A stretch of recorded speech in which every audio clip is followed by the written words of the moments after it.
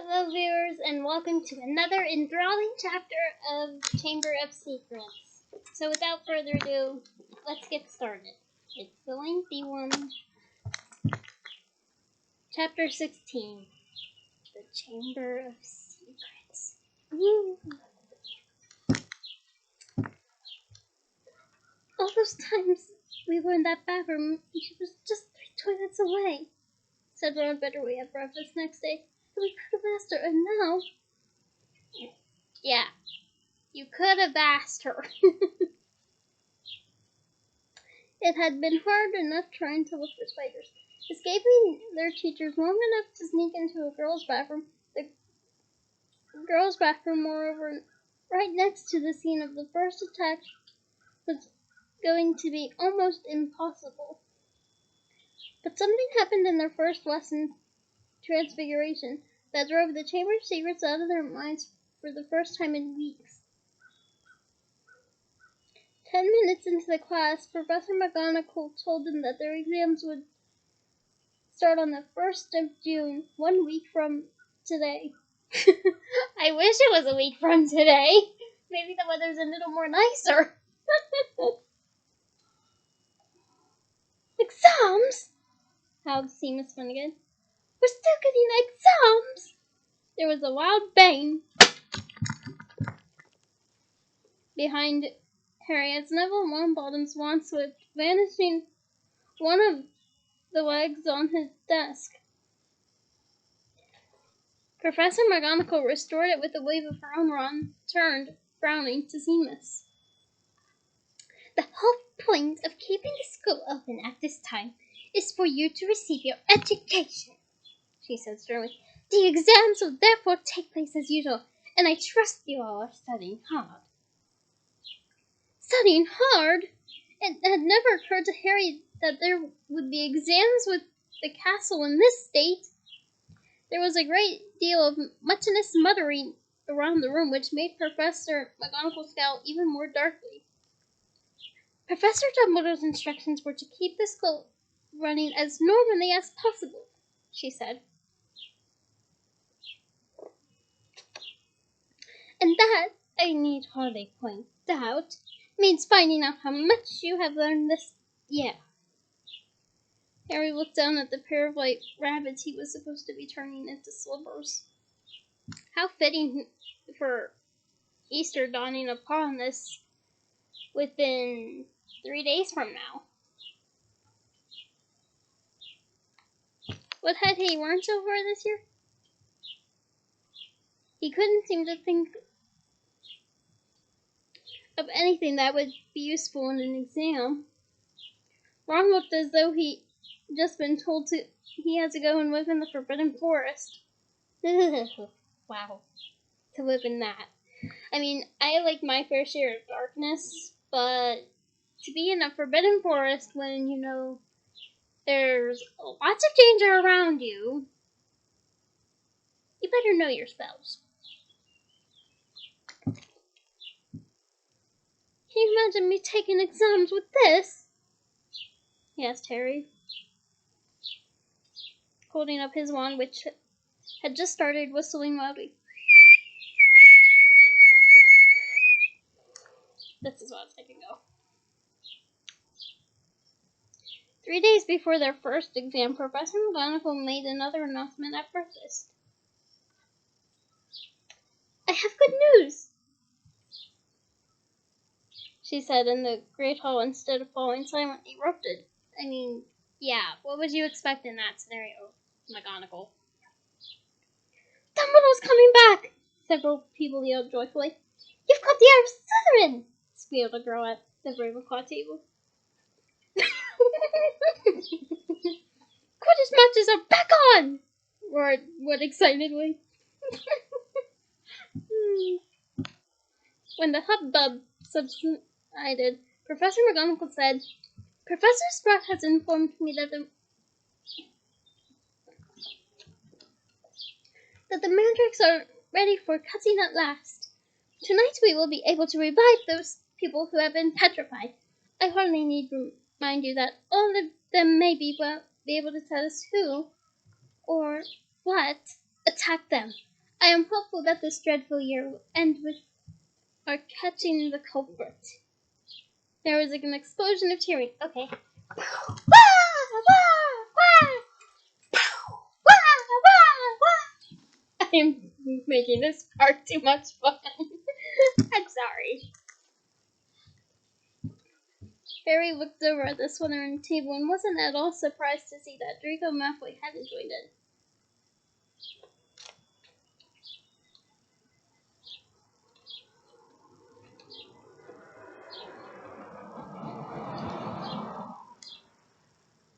Ron, however, was looking happier than he looked in days. It won't matter that we never asked Myrtle then, he said to her. Hermione will probably have all the answers when they wake her up. And she'll go crazy when she finds out we've got exams in 3 days' time. She hasn't studied. It might be kinder to leave her where she is until they come out. They're over. Just then, Ginny Weasley came over and sat down next to Ron.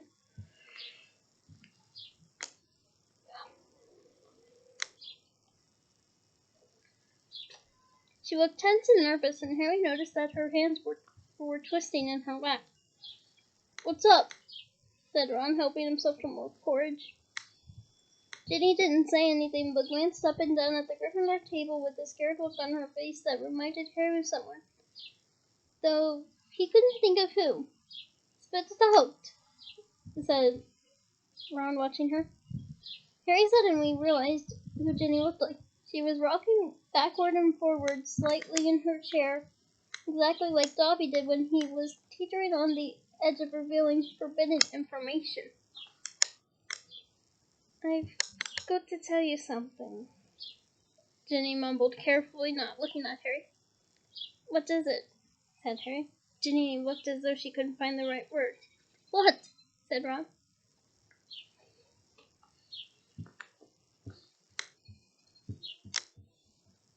Ginny opened her mouth, but no sound came out. Another reason I relate to Ginny. I guess you could say I have this sort of feeling when I'm conflicted. I don't know about the rest of you, but I get that way when I feel conflicted because, let's just say, my upbringing was resulting in me to currently now have a passive-aggressive stance. In other words, when I want to voice my opinion on something, but I can't really tell anyone about it, especially if what they're doing is considered wrong to me, of course. But I can't tell that person how I feel about it so they can change it. I get conflicted. Like, it just reminds me of the time of my upbringing where I couldn't voice who I am or what I want to say. So, yeah, I can relate to that, Ginny. I really can.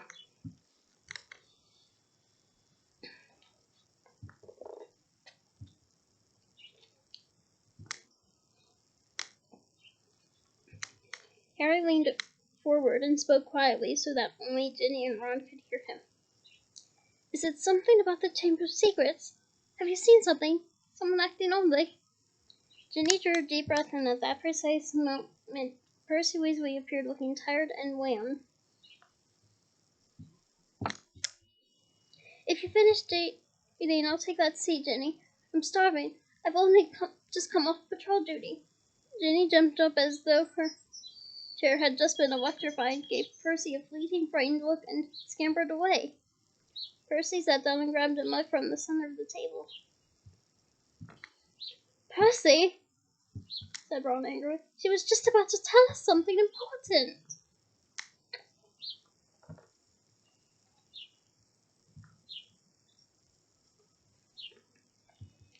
Halfway through a gulp of tea, Percy choked. What sort of thing? He said, coughing. I just asked her if she'd seen anything odd, and she started to say, oh, that's nothing to do with the Chamber of Secrets, said Percy at once. How do you know?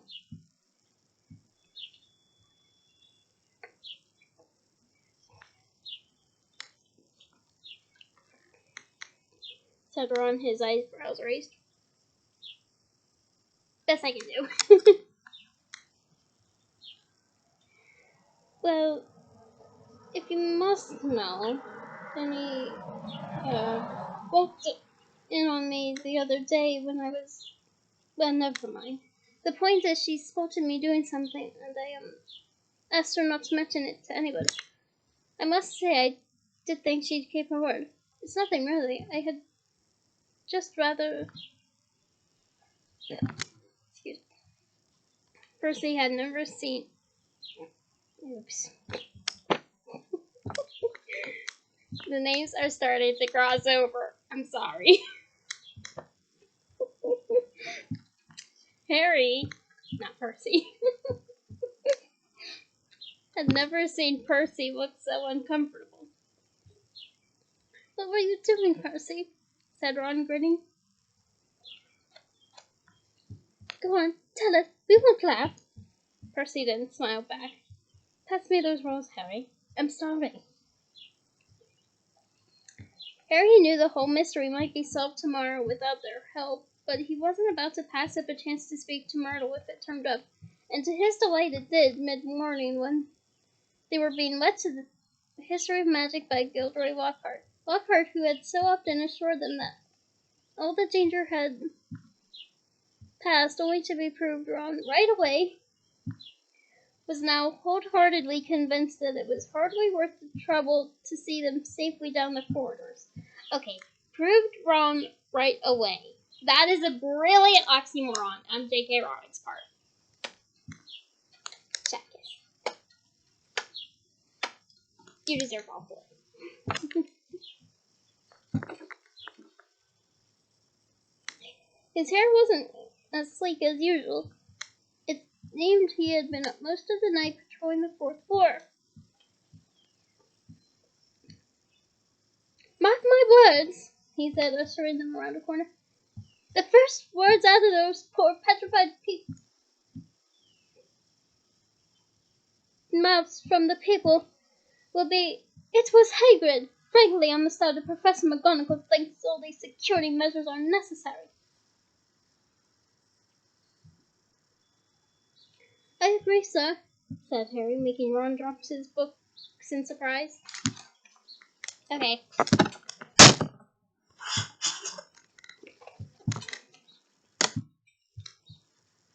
Thank you, Harry, said Lockhart graciously while they waited for a warm wine of Hufflepuffs to pass. I mean, we teachers have quite enough to be getting on with, without walking students to classes and standing guard all night. That's right, said Ron, catching on. Why don't you leave us here, sir? We've only got one more corridor to go. You know, Weasley, I think I will, said Lockhart. I really should go and prepare my next class. And he hurried off. Prepare his class? Ron sneered after him. Gone to curl his hair more like.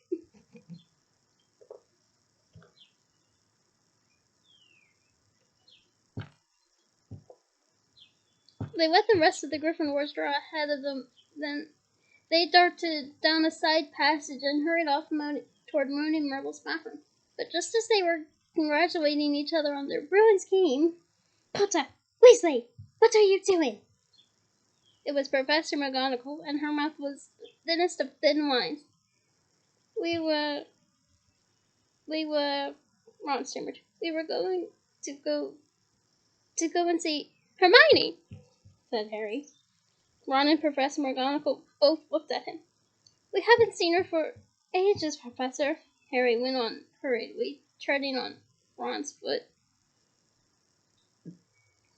And we thought we'd sneak into her hospital and, and tell her the magics are nearly ready and not to worry. Professor McGonagall was still staring at him, and for a moment Harry thought she was going to explode. But when she spoke, it was in a strangely croaky voice. Of course, she said, and Harry and May saw a tear glistening in her beady eye. Of course I realize this has all been hardest on the friends of those who have been I quite understand. Yes, Potter.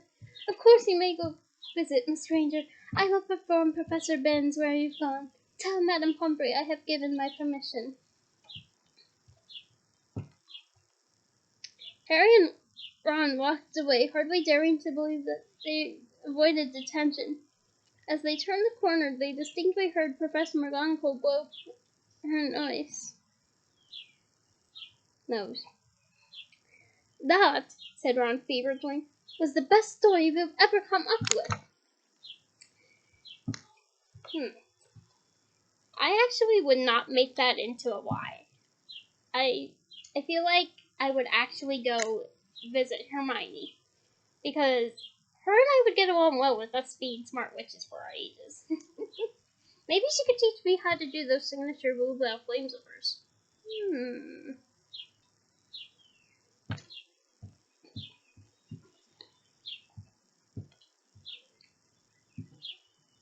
They had no choice but to go to the hospital wing and tell Madame Pomfrey that they had Professor McGonagall's permission to visit Hermione.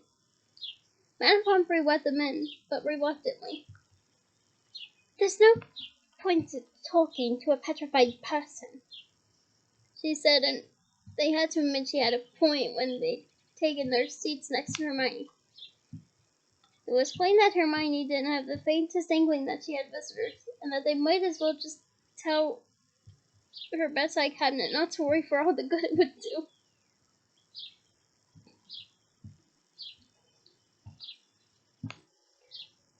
Wonder if she did see the attacker, though, said Ron, looking sadly at Hermione's rigid face. Because if he sneaked up on the metal, no one will ever know. But Harry wasn't looking at Hermione's face. He was more interested in her right hand. I'm right-handed, too. It lay clenched on top of her blankets, and bending closer, he saw that a piece of paper was scrunched inside her vest. Well, I have no paper, but this fluorescent orange feels like fabric. Will do the trick. It's not paper, but it'll do.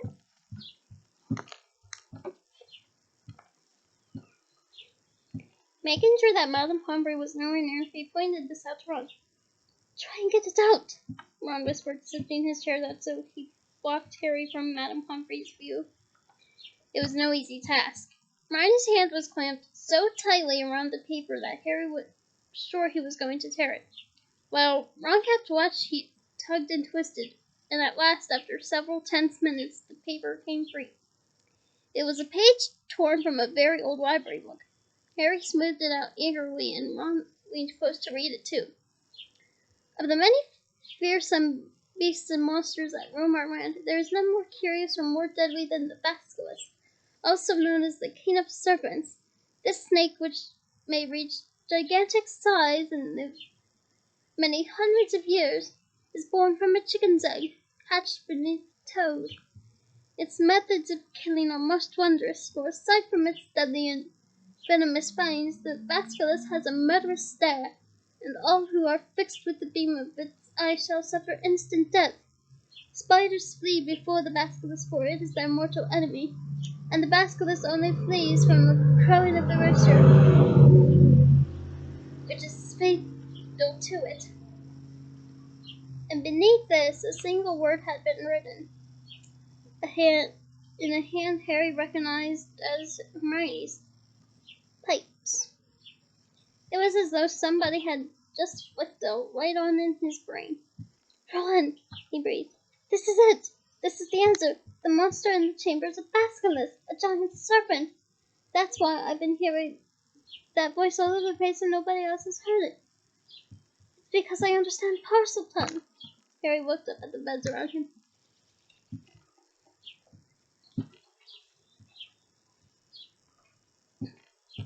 The basilisk kills people by looking at them, but no one died because no one looked at it straight in the eye. Colin saw it through a camera. The basilisk just burned up all the film inside it. But Colin just got petrified. Justin must have seen the basilisk through nearly headless Nick. Nick got the full blast of it, but he couldn't die again. and Hermione and that Ravenclaw prefect were bound with a mirror next to them. Hermione had just realized that the monster was a basilisk. I bet you anything she wasn't the first person she meant to look around corners with a mirror first. And that girl pulled out her mirror and Ron's jaw had dropped. And Mrs. Norris, he whispered eagerly. Harry thought hard, picturing the scene on the night of Halloween. The water, he said slowly. The flood from Moaning Myrtle's bathroom. I bet you Mrs. Norris only saw the reflection. He scanned the page in his hand eagerly. The more he looked at it, the more it made sense. The basilisk free from only the crowing of the rooster, which is fatal to it, he read aloud. Hagrid's roosters were killed. The Heir of Slytherin didn't want anyone near the castle once the chamber was opened. Spiders flee before the basilisk. It all fits. But how's the basilisk been getting around the place? Said Ron. A giant snake. Someone would have seen. Harry, however, pointed the word at Hermione had scribbled at the foot of the page. Pipes, he said. Pipes. Ron, it's been using the plumbing. I've been hearing that voice inside the walls. Ron suddenly grabbed Harry's arm. Okay. That kind of felt a little weird.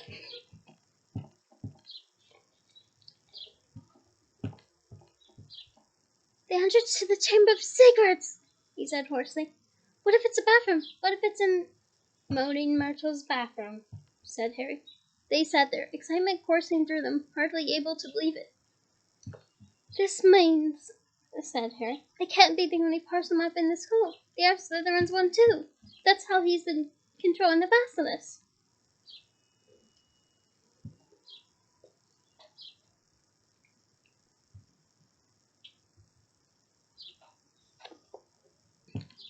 What are we going to do? Said Ron, whose eyes were flashing. Should we go straight to McGonagall? Let's go to the staff room, said Harry, jumping up. She'll be there in 10 minutes. It's nearly break. They ran downstairs, not wanting to be discovered. Hanging around in another corridor, they went straight into the deserted staff room. It was a large paneled room full of dark wooden chairs. Harry and Ron placed around it, too excited to sit down. But the bell to single ring never came. Instead, echoing through the corridors came Professor McGonagall's voice, magically magnified. All students return to their half dormitories at once. All teachers return to the staff room. Immediately, please. Harry wheeled around to stare at Ron. Not another attack. Not now. What do we do? Said Ron aghast. Go back to the dormitory. No, said Harry, glancing around. There was an ugly sort of wardrobe to his left, full of the teacher's clothes. In here. Let's hear what it's all about. Then we can tell them what we found out. They hid themselves inside it, listening to the rumbling of hundreds of people moving ahead and the staff room door banging open. From between the musty folds of the cloaks, they watched teachers filtering into the room. Some of them were looking puzzled, others downright scared. Then Professor McGonagall arrived. It has happened, she told the silent staff room. A student has been taken by the monster, right into the chamber itself. Professor Flitwick went on a squeal. Close enough, I guess. Professor McGonagall clapped her hands over her mouth. Ow. Okay, don't do that with brains again. Don't do that with brains again. Snape gripped the back of a chair very hard and said, how can you be sure?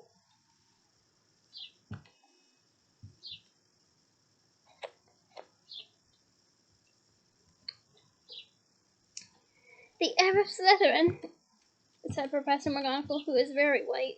I wouldn't blame her, honestly. Left another message right underneath the first one. Her skeleton will lie in the chamber forever. Professor Flitwick burst into tears. "Who is it?" said Madame Hoot, who had sunk weak-kneed into a chair. "Which student?" "Ginny Weasley," said Professor McGonagall. Harry felt Rod silently slide down into the wardrobe floor beside him. "We shall have to send all the students home tomorrow," said Professor McGonagall. "This is the end of Hogwarts. Dumbledore always said." The staff room door banged open again. For one loud moment, Harry was sure it would be Dumbledore. But it was Lockhart, and he was beaming. "So sorry. Dozed off. What have I missed?"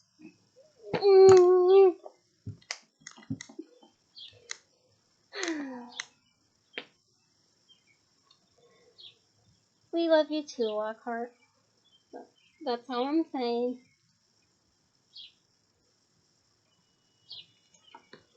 He didn't seem to notice that the other teachers were looking at him with something remarkably like hatred. Snape stepped forward. "Just the man," he said. "The very man. A girl has been snatched by the monster Lockhart, taken into the Chamber of Secrets. So, your moment has come at last." Lockhart blanched. "That's right, Gilderoy," tipped in Professor Sprout. "Weren't you just saying last night that you've known all along where the entrance to the Chamber of Secrets is?"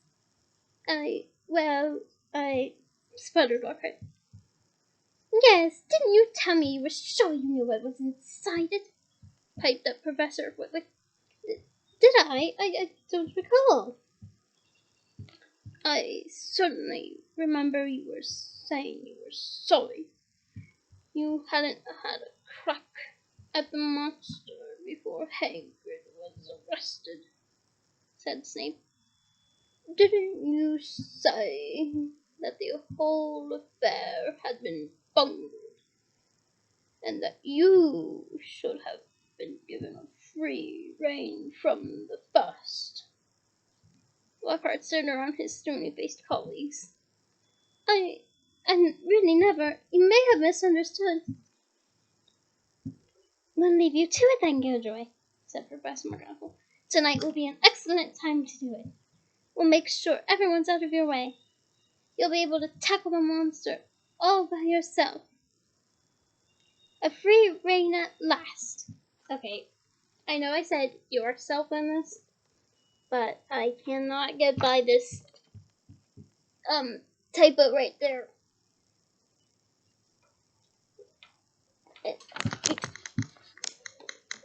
I'm sorry. I just had to point that out. It's in my nature to point out spelling errors, and well, I will not let that slip by me.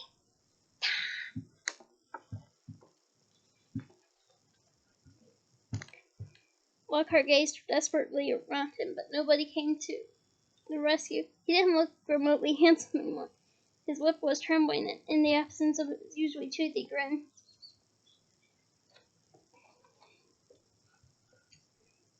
He looked weak-chinned and feeble. Very, very well," he said. I'll be in my office getting ready." And he left the room. "Right," said Professor McGonagall, whose nostrils were flared. "Let's put him out from under our feet. The heads of houses should go and inform their students what has happened.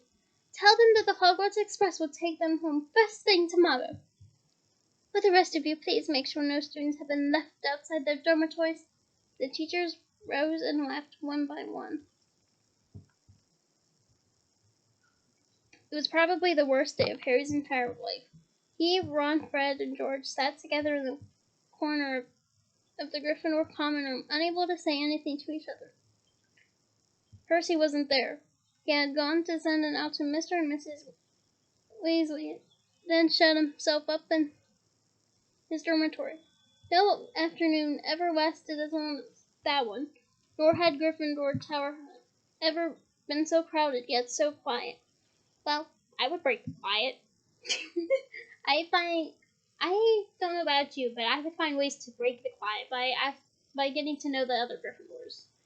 Like, what would be a question I'd ask?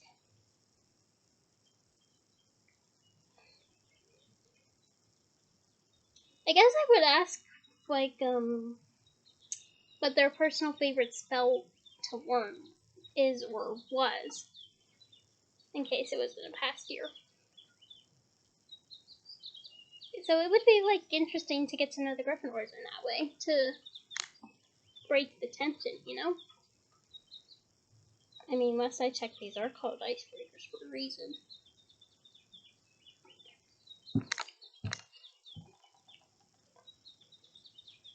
Near sunset, Fred and George went up to bed, unable to sit there any longer. She knew something, Harry, said Ron, speaking for the first time since they had entered the wardrobe in the staff room. That's why she was taken. It wasn't some stupid thing about Percy at all. She found out about something at the Chamber of Secrets.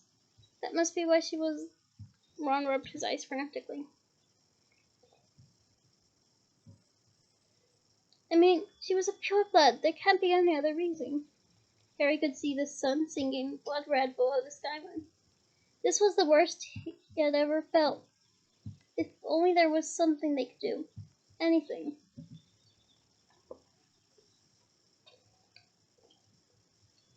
Harry, said Ron, do you think there's any chance that she's not, you know? Harry didn't know what to say. He couldn't see how Ginny could still be alive. Do you know what? Said Ron. I think we should go and see Lockhart. Tell him what we know. He's going to try and get into the chamber. We can tell him where we think it is, and tell him it's a basilisk in there. Because Harry couldn't think of anything else to do, and because he wanted to be doing something, he agreed.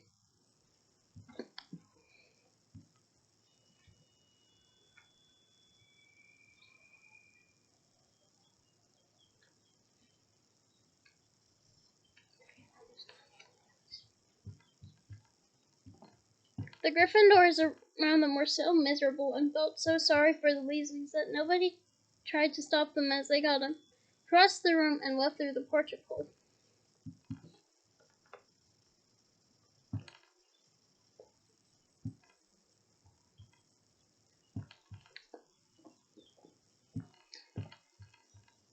Darkness was falling as they walked down Lockhart's office. There seemed to be a lot of activity going on inside it. They could hear scraping, thumps, and hurried footsteps. Harry knocked, and there was a sudden silence from the inside. Then the door opened the tiniest crack, and they saw one of Lockhart's eyes peering through it. "Oh, Mr. Potter! Mr. Weasley," he said, opening the door a bit wider.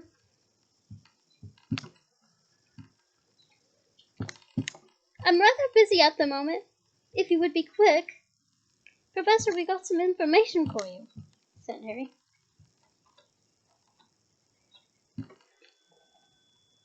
"We think it'll help you." Well, it's not terribly... The side of Lockhart's face that they could see looked very uncomfortable. "I mean, well, alright." He opened the door and they entered. His office had been almost completely bare. Two large trunks stood open on the floor. Robes, jade green, lilac, midnight blue.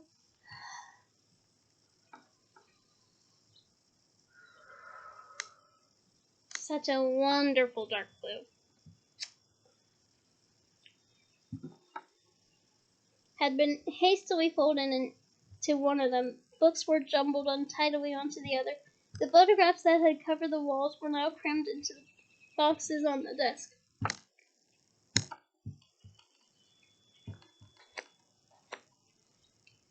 "Are you going somewhere?" said Harry. Well, yes," said Lockhart, ripping a life-size poster of himself back from the back of the door as he spoke and starting to roll up. Okay, hold on. Where's that fabric? Pretend this is the poster. It's make do since I'm outside.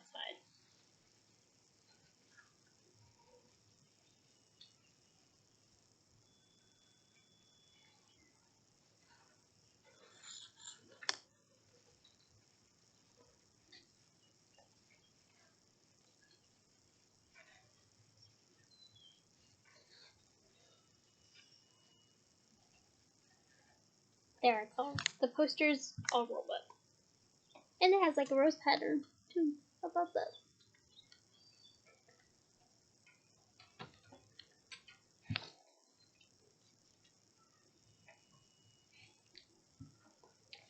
Urgent call. Unavoidable. Got to go. What about my sister? Said Ron jerkily. Well, as to that, most unfortunate, said Lockhart, avoiding their eyes as he wrenched open a drawer and started emptying the contents into a bag. No one regrets more than I. You're the defense against the dark arts teacher, said Harry. You can't go now, not with all the dark stuff going on here. Well, I must say, when I took the job, Lockhart muttered, now piling socks on top of his robes, nothing in the job description didn't expect.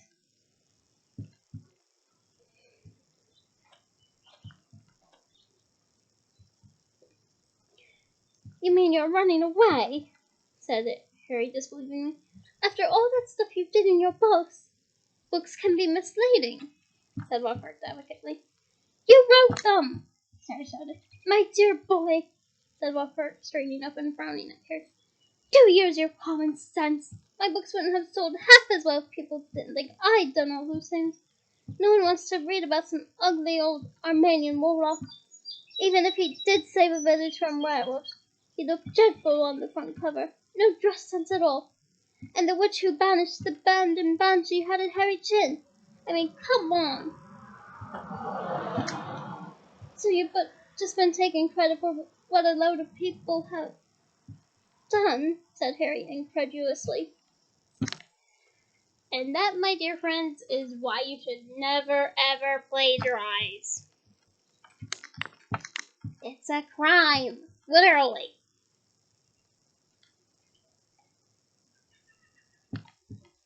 Harry, said Lockhart, shaking his head impatiently.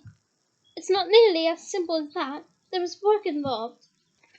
I had to track these people down, ask them how exactly they managed to do what they did. Then I had to put a memory charm on them so they wouldn't remember doing it. If there's one thing I pride myself on,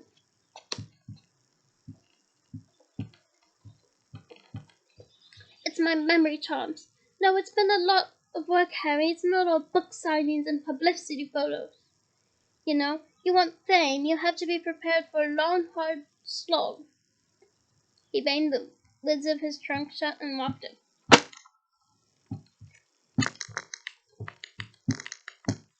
Let's see, he said. I think that's everything. Yes, only one thing left.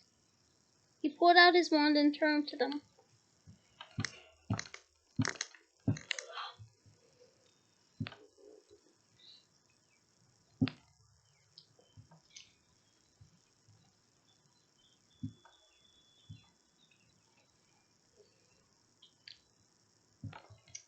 Awfully sorry, boys, but I'll have to put a memory charm on you now. Can't have you blabbing my secrets all over the place. I'd never sell another book. Harry reached his wand just in time. Lockhart had barely raised his when Harry bowed. Expelliarmus!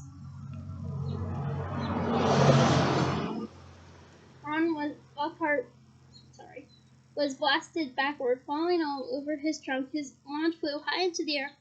Ron caught it and pointed out of the open window. Shouldn't have let Professor Snape teach us that one, said Harry furiously, kicking Lockhart's trunk aside. Lockhart was looking up at him feeble once more. Harry was still pointing his wand up at him. What did you want me to do? said Lockhart weakly. I don't know where the Chamber of Secrets is. There is nothing I can do.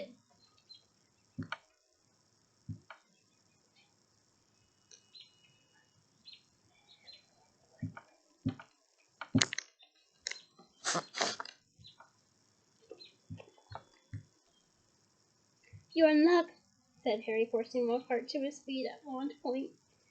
We think we know where it is and what's inside it. Let's go. They marched Lockhart out of his office and down the nearest stairs and along the dark corridor where the messages sewn on the wall to the door of Moaning Myrtle's bathroom. They sent Lockhart in first. Harry was pleased to see that he was shaking.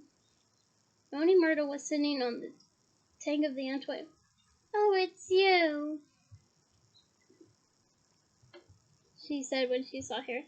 What do you want this time? To ask you how you died, said Harry. Myrtle's whole aspect changed at once. She looked as though she had never been asked such a flattering question. Oh, it was dreadful, she said with relish. It happened right in here. I died in this very stall. I remember it so well. I'd hidden because Olive Hornby was teasing me about my glasses. The door was locked and I was crying. Then I heard somebody come in. They said something funny. A different language. I think it must have been. Anyway, what really got me was that it was a boy sleep. So I unlocked the door to tell him to go and use his own toilet, and then... Myrtle swelled importantly, her face shining. I died. How? Said Harry. No idea, said Myrtle in hushed tones. I just remember seeing a pair of great big yellow eyes. My whole body sort of seized up, and then I was floating away. She looked dreamily at Harry. And then I came back again. I was determined to haunt Olive Hornby, you see. Oh, she was sorry she'd ever laughed at my glasses. Speaking from someone who clearly wears glasses, I would stand up for her. Wearing glasses does not mean you are any less beautiful than you already are, and I'm a prime example. So if you're a fellow glasses wearer, even if it's reading glasses, take pride in yourself. You are the uniquely beautiful person God has created you to be. And that, I think, we should all take notes from this advice I'm giving, because when he created all of us in his image, I personally feel like he did so for us to experience the world he created, no matter what circumstance it brings us. And when we appreciate the little things that he has done, you can literally hear it in the birds singing when you go outside. When the flowers are in bloom, you can see the wonder of the petals design. The bright colors of butterflies. The awe-inspiring sunsets you capture if you're a photographer like me. Each little thing that he created has a purpose, and we're included. So take heart that whether you wear glasses like me or not, you are uniquely beautiful, just like the rest of the world. Where exactly did you see the eyes? Said Harry. Somewhere there, said Myrtle, pointing vaguely toward the sink in front of her toilet. Harry and Ron hurried over to it. Lockhart was standing, back, a look of utter terror on his face. It looked like an ordinary sink. They examined every inch of it, inside and out, including the pipes below, and then Harry saw it. scratched on the side of one of the copper taps was a tiny snake. That tap's never worked, said Myrtle brightly as he tried to turn it. Harry, said Ron, say something. Something in Parselton. But Harry thought hard. The only time he ever managed to speak Parselton were when he'd been faced with a real snake. He stared hard at the tiny engraving, trying to imagine it was real. Open up, he said. He looked at Ron, who shook his head. English, he said. Harry looked back at the snake, willing himself to believe it was alive. If he moved his head and the candlelight made it look as though it were moving. Open up, he said, except that the words weren't what he heard. A strange hissing had escaped him, and at once the tap glowed a brilliant bright white light. Oh, that is not easy to say. And began to spin. Okay, we spun.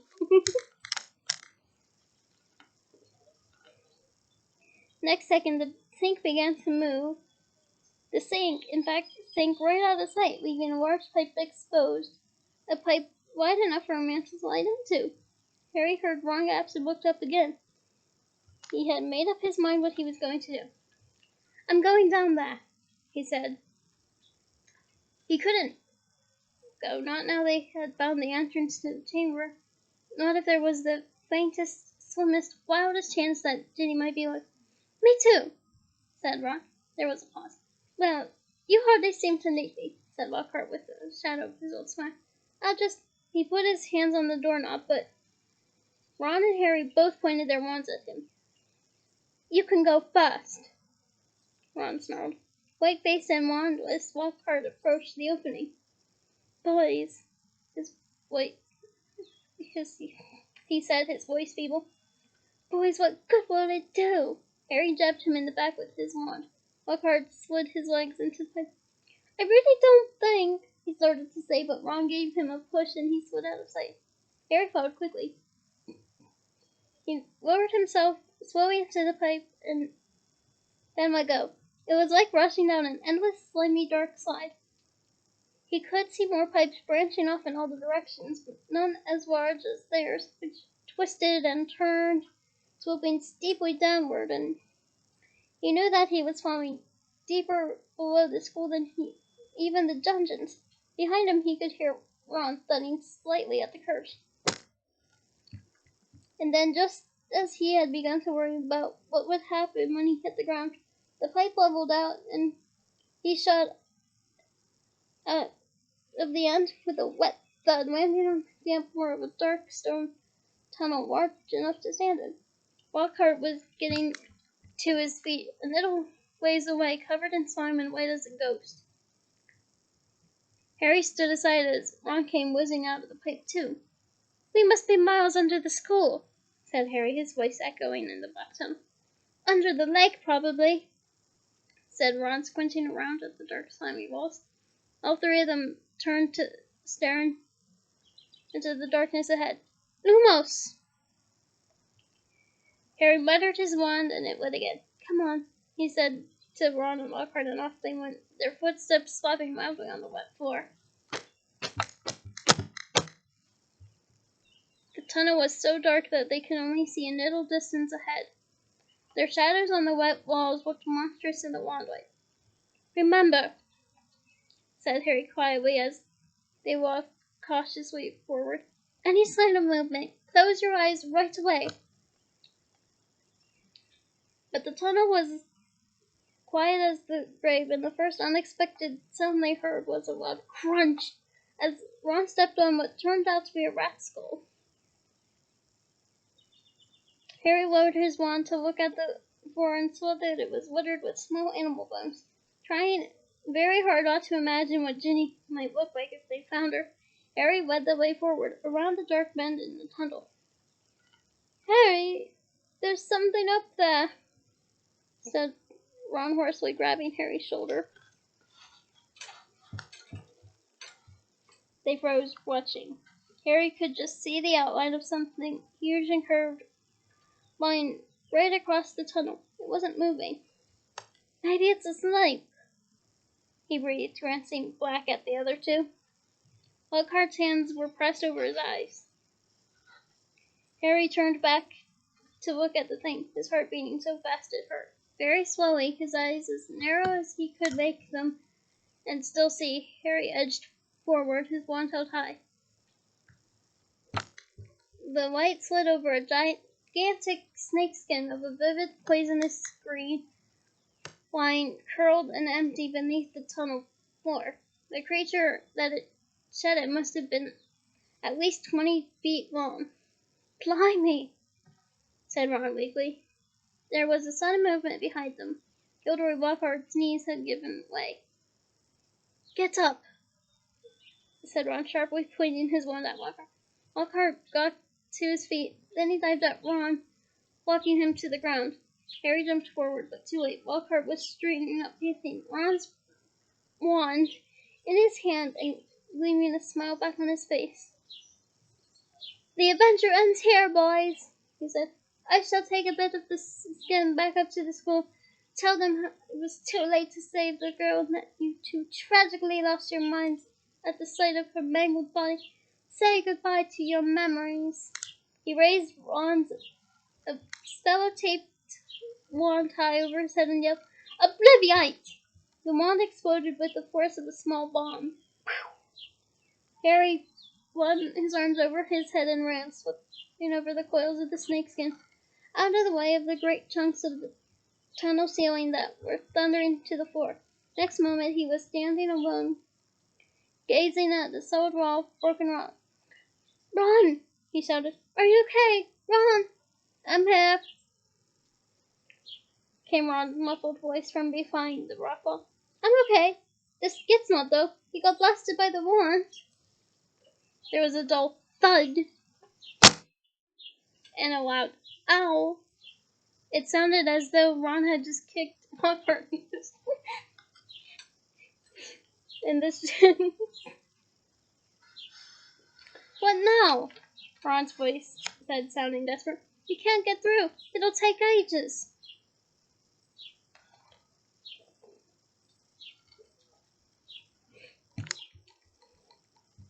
Harry looked up at the tunnel ceiling.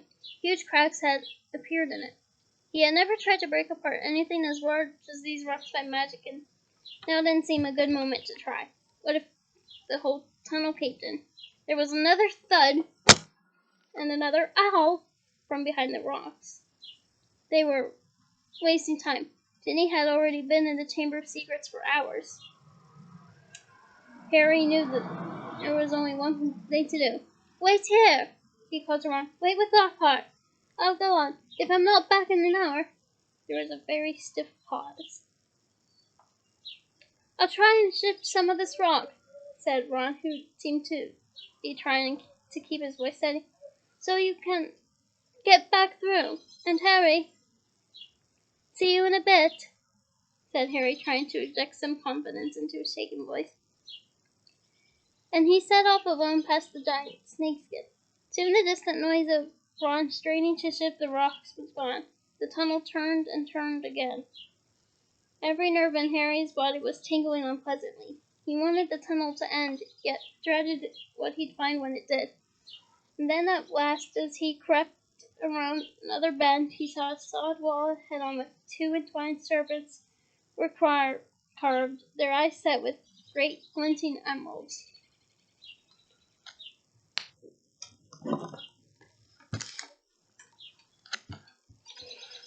Harry approached, his throat very dry. There was no need to pretend that these stone snakes were real. Their eyes looked strangely alive. He could guess what he had to do. He cleared his throat, and the emerald eyes began to flicker. Open, said Harry in a low, faint hiss. The serpents parted as the wall cracked open. The halves slid smoothly out of sight, and Harry, shaking from head to foot, walked inside. And that is the end of this compelling chapter. Join me all for next week for Chapter 17, The Heir of Slytherin. Have a blessed Maundy Thursday, and a wonderful Good Friday, and a marvelous Easter weekend. On that note, bye!